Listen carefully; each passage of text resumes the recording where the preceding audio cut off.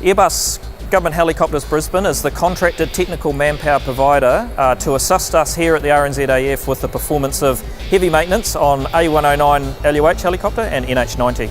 Airbus have got 4 maintenance guys based in Ohakea. Works well for both sides.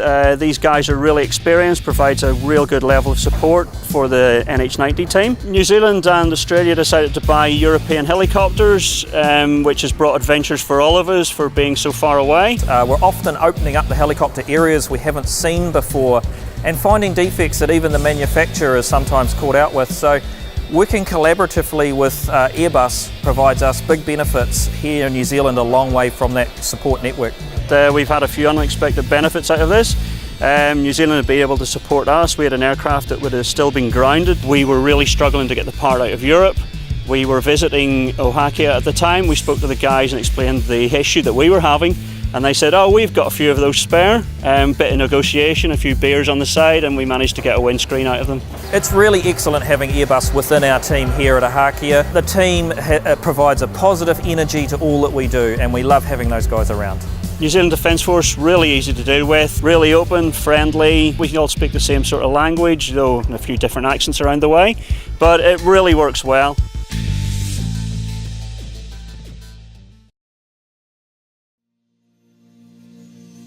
Strategy 2025 delivers an integrated defence force in a pretty short space of time. Well, the original strategy was set for 2035, so what we did, we worked collaboratively together to look at across a number of streams to work out how we could actually bring that back 10 years, really to work forward what a networked combat force would look like. The challenge really was the time frame that we had. We had around 6 weeks to do, bringing forward something by a decade.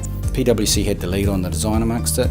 Becca leveraged their massive strength in knowing how our business works right across the spectrum of NZDF. Either of them probably could have delivered it by themselves, but leveraging the strengths of each of the parties, we're going to get a way better product. Both companies immediately were open to working together. That was an unexpected turn of events. So one of the first things we had to do was really understand how we could work together, how we could be that high-performing team, and how we could really play to each other's strengths to deliver the outcomes required. There was competition amongst us all because we're all trying to do the very best we can. However, at different points, we were suggesting the other party would be best placed to do a particular piece of work. It really was an integrated delivery with a single eye on a particular goal. The great thing with working with the defence team on this particular engagement is that we were able to take that really agile approach and being able to be nimble and change some of those things by having some robust conversations, and not all clients are able to do that with us.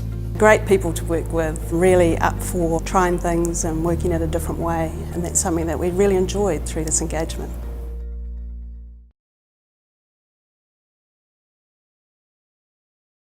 Here at Safran Helicopter Engines Australia, we are servicing the RNZAF engines for the NH90 fleet. French-made engine, but supported here locally in the zone. They have assisted us overcome some significant issues with the engines, particularly on the NH90 in the past 24 months. I just hold the service they provide in very high regard. NZ3304 had a catastrophic failure to one of its engines en route back to Ohakea. Safran responded really well. Both the RNZAF and ourselves sat down, tried to deal with the situation as best as possible in a proactive manner. They immediately recognised the significance of the event to New Zealand, both from a perspective of the media attention that it garnered and also from the fact that we're a country operating a very small fleet of aircraft. They immediately brought in Safran France personnel to brief the Chief of Air Force on the resolution action that was going to take place, which was just a great response from our perspective.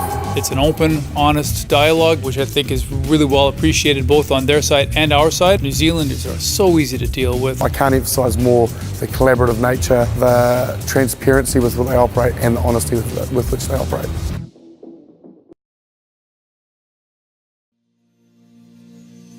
The Defence Capability Change Action Programme is about becoming an international exemplar in the delivery of military capability for the Defence Force. Doing that right is critical. It had several quite critical reviews, and the investment pipeline was heading towards about $20 billion.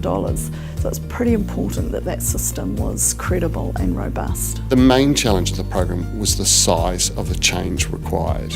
What Tregaskis Brown did was break that down into manageable parts, work with the people who were part of that system, and to develop the ideas that would deliver the change. Every change program is very challenging. It takes real grit and determination to succeed. This had additional challenge in that there were two organisations, the Ministry of Defence and the New Zealand Defence Force, who were both equally accountable and interested in the success of this system. Both Karen and her team were very free with their time. They were very free with their advice. They spoke truth to power.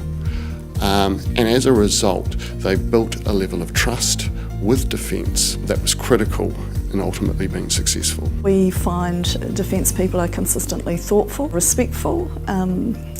They don't take themselves too seriously, and even in times of real debate and disagreement, they're professional. We have really enjoyed working with Defence. My team will never forget this.